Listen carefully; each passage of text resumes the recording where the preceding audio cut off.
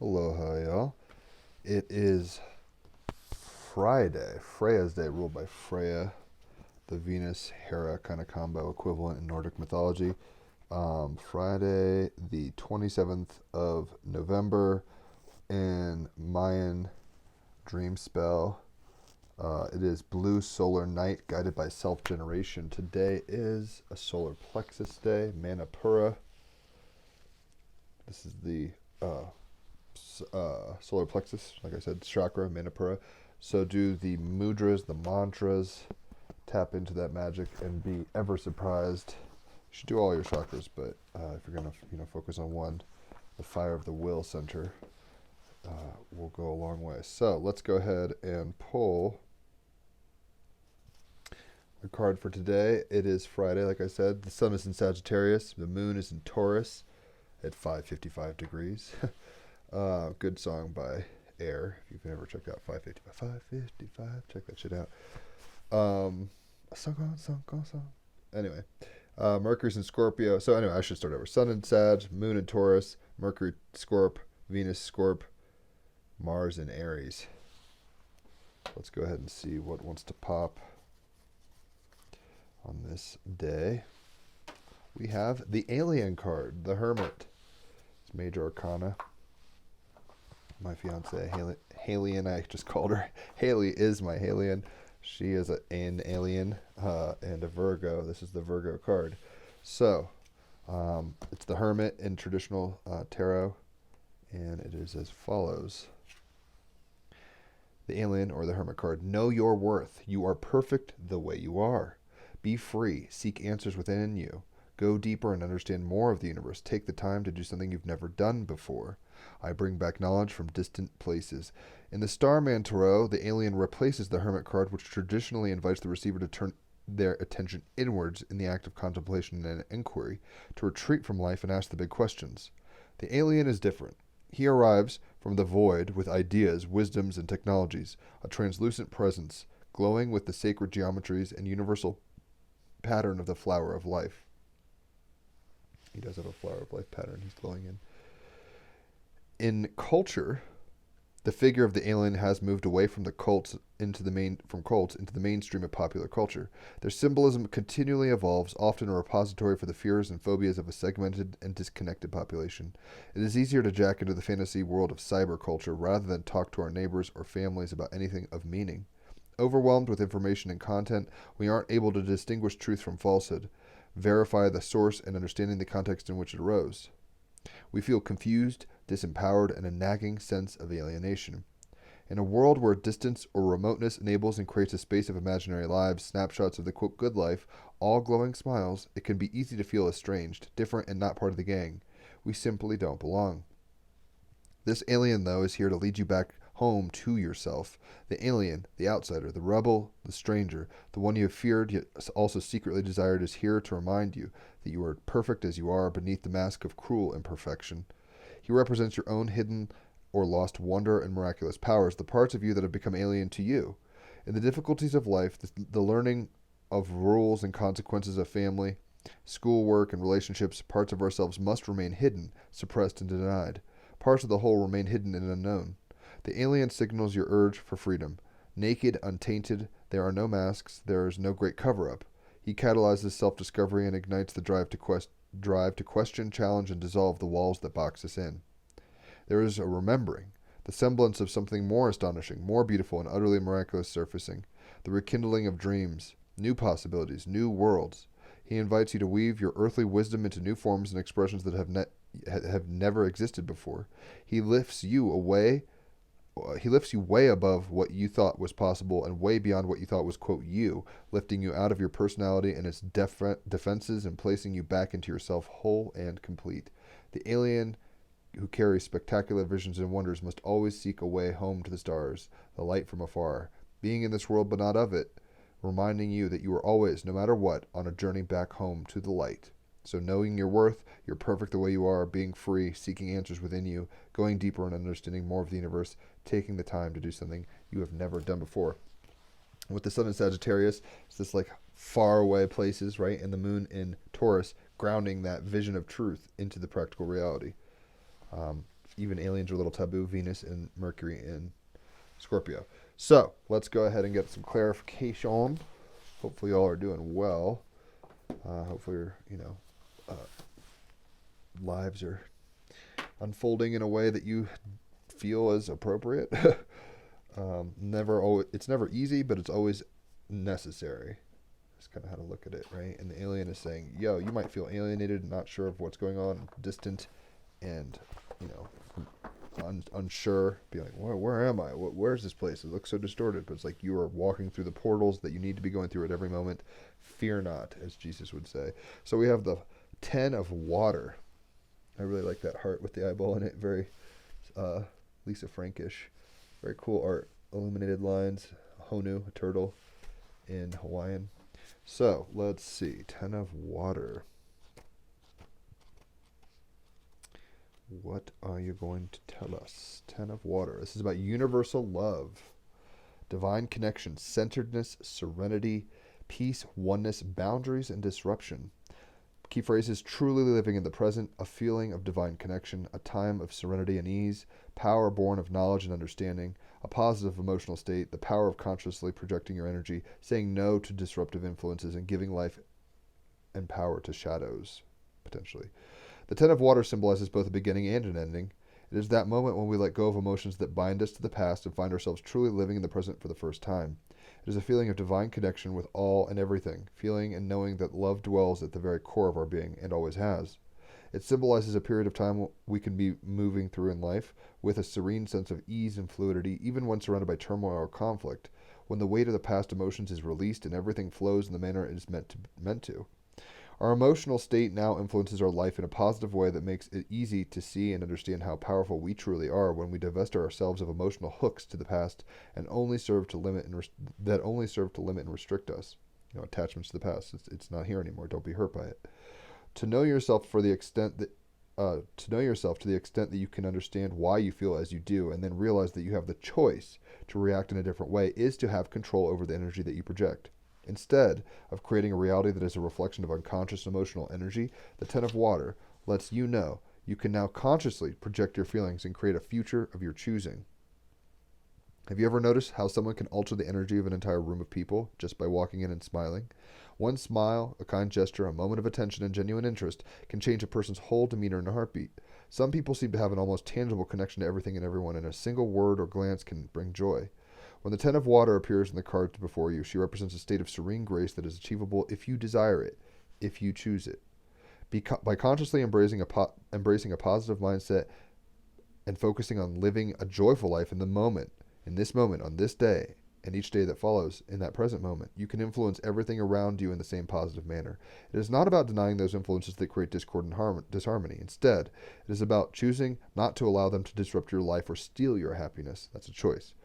It is about starting each day with a smile, greeting everyone you meet with a kindness, and focusing your attention on the things that bring you peace and joy. So we need to kind of understand that we're all strangers in a strange world, and things will disrupt us emotionally, but we have the power to let that, we are as much we are the peace we seek, or we are the, if we don't choose peace, we are the choppy waters that, cause us disharmony and the storm of life, right? The void is where we're coming from. We enter in, we're incarnated, and we're in this crazy, weird world. There's a lot of information happening. Just know that we're all in this together. You're not actually that alienated and isolated. There's many people throughout time and history and presently in the world right now who are feeling exactly what you're feeling. You're not alone. You are not alone, right? So you can reach out to these people. That's one of the better parts of the internet. Find the others, right?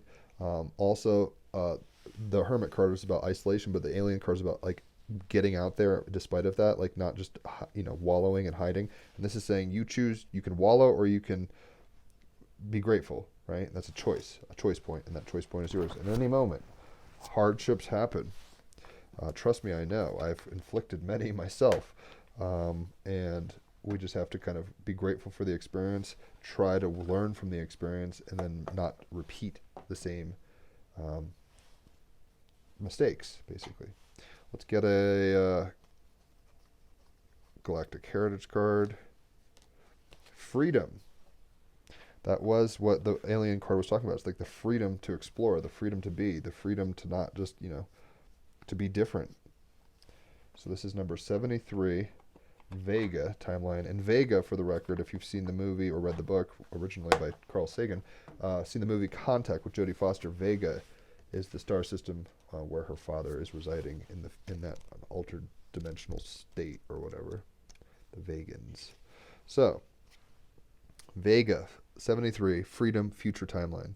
The ancient Vegans had many challenges in their personal development, including feelings of self-limitation, self-judgment, over-controlled emotions, and martyrhood, to name a few. This kept them feeling like slaves to their mental and emotional patterns, right? Are we stuck in our minds, the Hermit card? Are we stuck in our emotions, Ten of Water, our choice? And it kept them stuck in those patterns for millennia, a long time. But as they awakened, they realized that those patterns were just illusions that stopped them from seeing their inner light. Once they realized this, they experienced a tremendous sense of spiritual liberation and freedom. This is the same challenge humans have. Can you stop validating mental and emotional patterns and simply be your light, right? Be your alien self. Accept things as they are graciously, and you will feel a real sense of freedom. This card refers to an era of Vegan history in which the Vegans had surmounted all of their spiritual challenges and become an awakened species.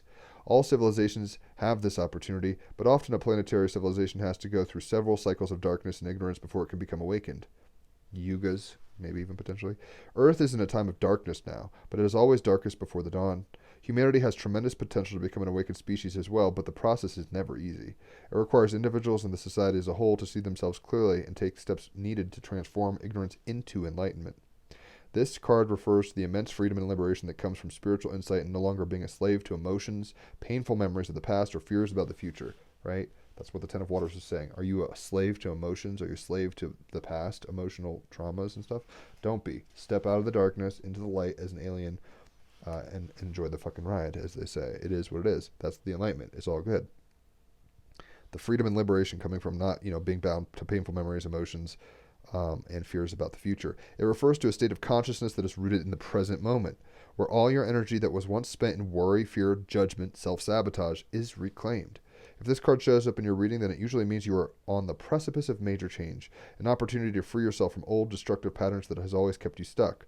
In order to express this energy in the physical reality, however, you will need to take all the steps needed in your life to claim your freedom. Know that these steps may be painful, but the liberation that comes is like a rebirth. As each person takes these steps to transform his or her life, the entire planet's consciousness can evolve as well. Have no fear. The energy of the ancient Vegan masters supports you on your journey. Right? So, once again, it's saying, we get a choice. We're always moving through phases of awareness. That's the Hermit card, right? Like, how much are we learning? And this is kind of asking us to go exoteric, not esoteric, hidden knowledge. More like go out there and do the stuff well. And we can be at peace. And she looks very, graceful and peaceful and loving. Ultimately, the pinnacle of this whole image is loving, unconditional loving heart. That is true freedom, right? Not being bound to the memories of the past and the pains. But that doesn't, how would I say this? I don't want to bypass those things. They serve a function, but you don't want to just dwell in those lessons. You want to rise through them. Snakes shed their skin, right? That doesn't mean the skin they had before is bad. It means it's no longer necessary. They can shed it. They can move past it. And there's always new layers of skin to deal with. It's not like you shed it and you're done. That's how it is in this mortal coil. Sacrifice, bull. Number 40. And what are we maybe sacrificing? Our pain, our fears, our isolation, our alienation, right? And if we sacrifice those things, we enter into freedom. In America, we say freedom came at a great cost, a great sacrifice, right? 40, bull, sacrifice. All worthwhile things mean we must sacrifice something. Law of exchange, give and take. Martyrdom rarely is a good choice. It is good to trust your tribe. Have faith that all will be well. That is the Ten of Water. She has faith that all will be well. And she's in the present moment, right? That freeing place. Reciprocity and offering to something bigger than yourself is a powerful act. Mythos. There is little agreement upon the true origins of the cult of Mithras, partially due to its inherently hidden and mysterious nature. Scorpio, Mercury, and Venus. It's like we're at a secret society and we have a secret handshake and no one knows about this. We don't talk about it, right? So partly because of its hidden and mysterious nature and the way its rites and rituals were communicated through a tightly held hierarchical structure. What we do, and it's funny because the moon is in Taurus, we got a bull here. This is going to talk about the moon shape of its horns. What we know from the dark holy caverns called mithrams, Venus and Scorpio, underworld, Mithrams, is that men only met in the deepest wombs of the earth, numbering no more than 40 at a time, and conducted worship and rituals to enliven the god Mithras as he killed a sacrificial bull, the Tauroctony. Spiritual rites and passages, Sun and Sagittarius, like magic in a sense, coming through, also with Mercury and Venus and Scorpio, coming through the bull, Moon in Taurus, sacrificing a bull. This blood sacrifice was not just a symbol of laying down a life for a higher purpose, but a scene literally reflected in the night sky in the shape of the constellation Perseus and the goddess Luna. The snake eating its tail, the Ouroboros, also featured around Mithras, indicating a never-ending cycle of creation, death, and rebirth. I was talking about, that's the ultimate freedom, knowing that the present moment is ever continual, and you're going through cycles. Snakeskins shedding, the Ouroboros. I was just talking about snakeskins, right? It is said that the handshake, like a handshake, a signal of a bond between men and peace of peace and agreement, had its origins in Mithraic traditions and rituals, and this is how the cult members found each other. It is no wonder, then, that Mithras became popular with the Roman soldier. War in those times was a bloody and serious business. A god who promoted honor between men of action represented sacrifice for the greater good and reflected a cycle of rebirth that was particularly relevant for the legions of fighting men who risked their lives for long periods for the glory of Rome. In ancient civilizations, the sacrificing of a bull was part of an important ritual. Bulls were sacrificed as a valuable and important gift or offering to the gods, and sometimes to seal important pacts and vows. Time and time again in the ancient texts, we learn how important bull sacrifice was. In ancient Egypt, the Apis bull was probably one of the best examples of this. Apis was a god of fertility and was related to the god Ptah. To honor the god, a real bull was affirmed as the Apis bull, a specially bred bull that represented the Apis on earth. These bulls were marked very distinctively and were very carefully looked after. When a sacred Apis bull died, it was a long time of great mourning, and a series of huge rituals and festivals were undertaken. The new successor was observed very carefully for omens and signs for oracle interpretation. The animal, officially a bull, is an intact male of the cattle family. Dependent upon the breed, they can be incredibly large and weigh up to 1,000 kilograms. They are magnificent animals, muscular and extremely strong, and most often with large curved horns. They represent fertility and power to even the most casual observer. Bulls have a reputation for having a short temper and a nasty temperament, Mars and Aries, right? But this is only true of those dairy breeds that have that predisposition. They will often put up a threat of display that includes charging and pawing the ground. While this aggression is common, bulls have been recorded defending humans against other threats such as wolves. The magic. Most societies no longer sacrifice bulls like our ancestors did, thankfully, but the concept of sacrifice remains. Bull energy can help you make the sacrifices you may need in order to support your work or something you desire. Bull magic can also be used to move yourself out of the sacrificial or martyrdom position you may have fallen into. The woe is me, right? The alienated, oh my God, I can never win. Why is this happening to me? I'm alone on this, right? There's a freedom that comes when we sacrifice that perspective, that martyrdom, and know everything is exactly as it needs to be going. Between our choices and the holograms, functioning thusly. Many of us continually sacrifice our own needs over and over and become unhealthily selfless as a result. This only breeds resentment and extreme neediness, which is very damaging to our growth. Symbology: bull with a horned sun disk.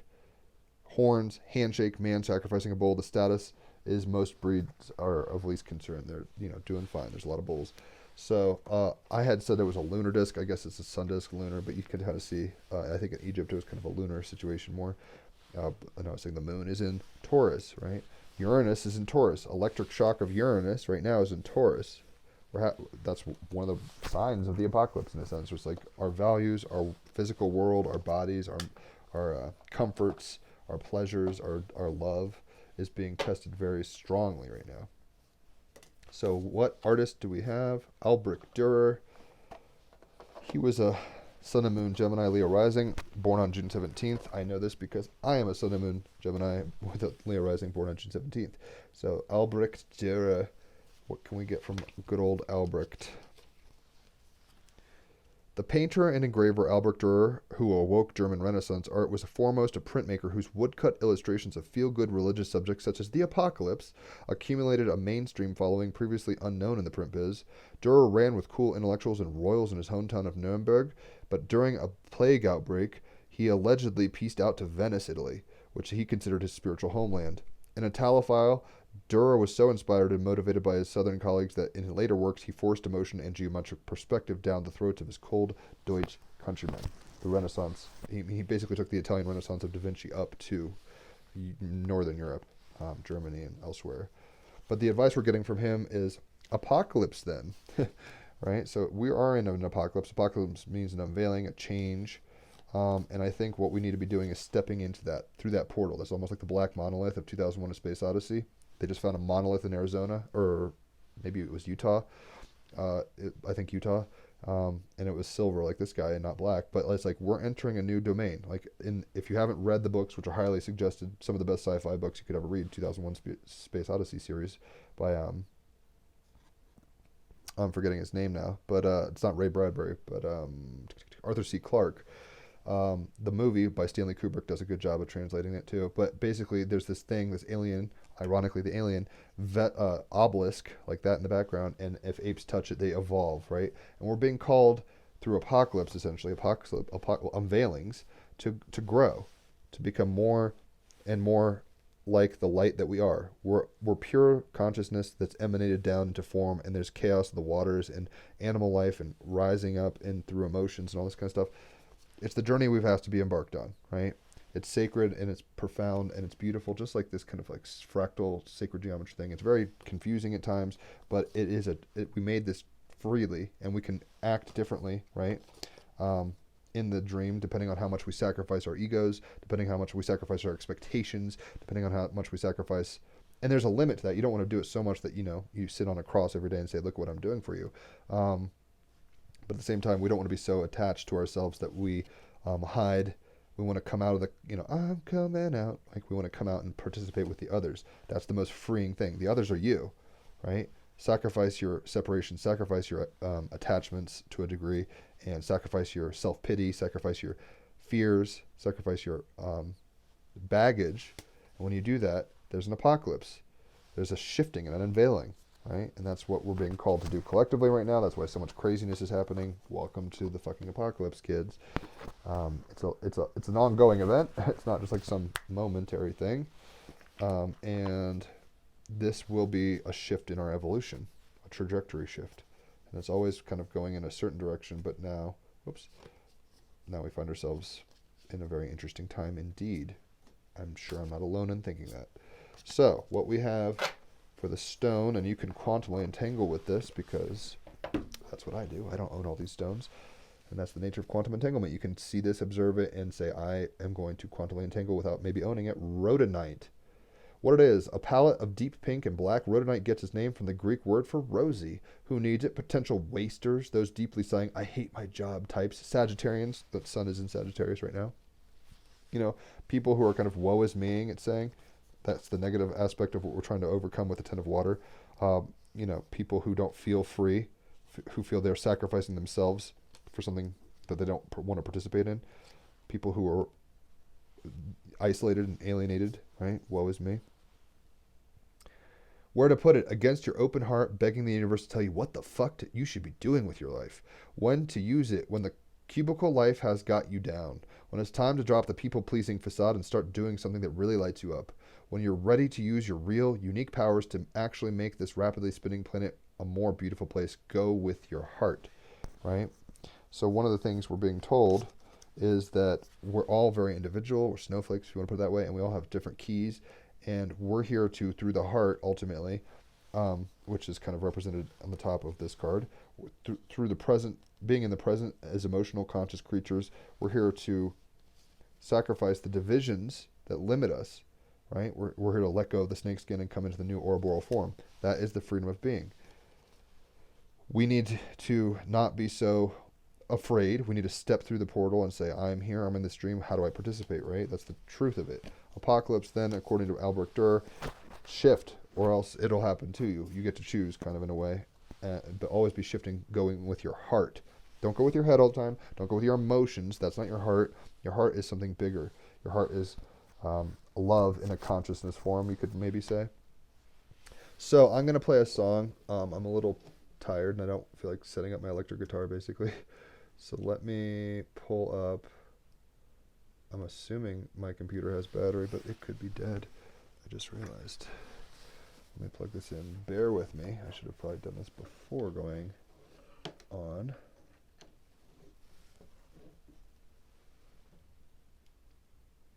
Yeah, looks like it was out of batteries.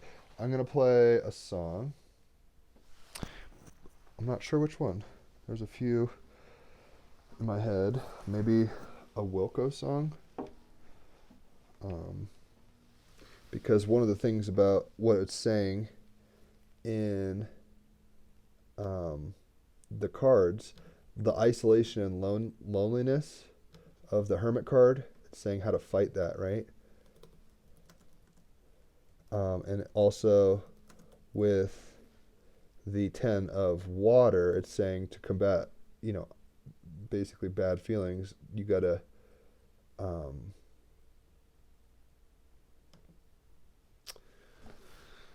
be grateful in the present moment, not hung up on, isolation, past hurts, all this kind of stuff, right?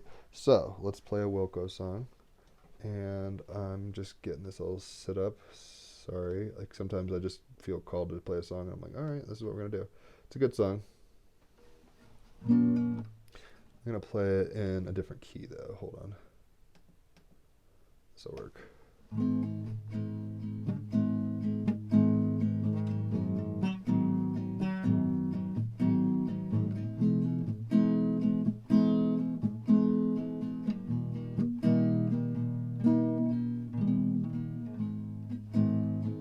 How to fight the loneliness,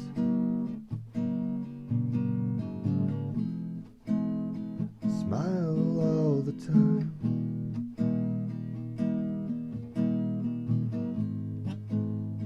shine your teeth to meaningless,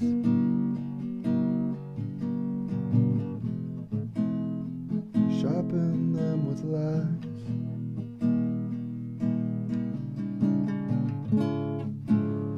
Whatever's going down,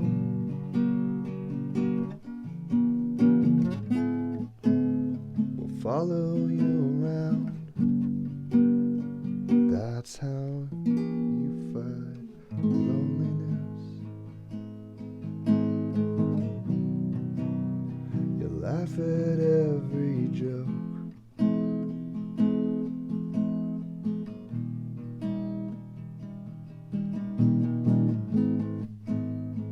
Drag your blanket blindly.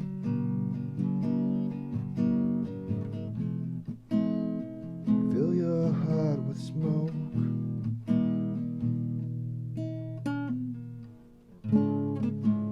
And the first thing that you want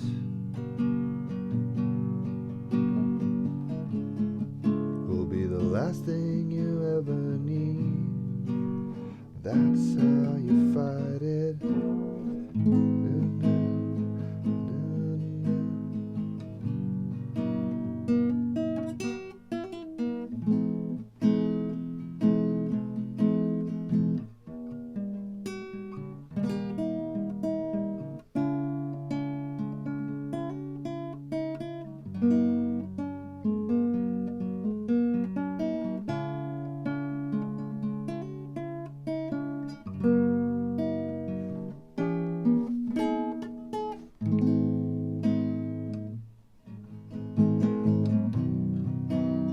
You smile all the time.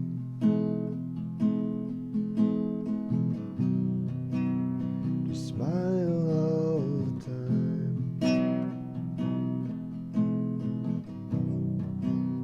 Just smile all the time.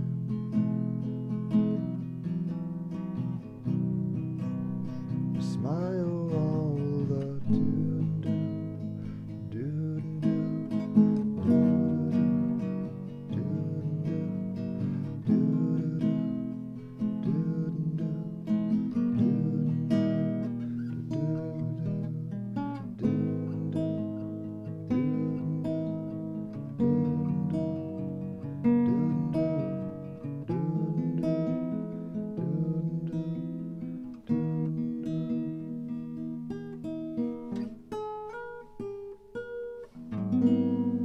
or something. So it's very resonant with the Hermit card, right? Loneliness and isolation. How do you fight that? You project out. You go with your heart. How do you fight um, feelings of isolation and misery and woe and self-pity? You smile. You actually go to love. I mean, it seems like bypassing at a mental level. Your ego's like, that's not going to make me free, right? Going when it says go with your heart, like the heart, go with your heart, the love at the top. That's where the freedom really lies. But your ego doesn't want you to do that because your mind is a fucking monster of a thing. It's the labyrinth with the bull in it, right? Your mind is the labyrinth, and you need to sacrifice that. You need to sacrifice yourself to the degree where you're willing to extend yourself into what you're not used to. Check out new lands. Don't just go to the old safe black space, right? Lift the veil, move forward, evolve, become more. That's kind of where it's at. So hopefully that makes sense. No podcast today. Hopefully everybody enjoyed their Thanksgiving. I am thankful for my fiance, Haley. Shout out. And yeah, just try to be mindful in a heart way. Don't be so intellectual that you kind of, do that trip. With the sun in Sagittarius and the moon in Taurus, it's about taking spiritual truth and like holiness in a sense and embodying it, grounding it, sacrificing the filters, some of them, which is our mind, which have evolved for various reasons, language and symbol and all this stuff. But ultimately entering, like the alien card, going boldly, Star Trek, to seek out new civilizations, to boldly go where no man has gone before. That's the alien card, right? The hermit. That is the truest sense of freedom.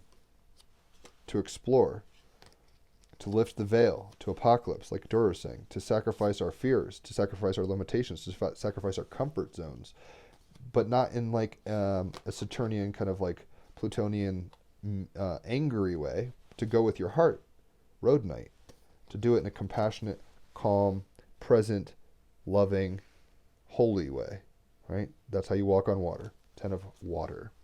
So you can do it. I can do it. Let's all do it. Shall we? Have a good day.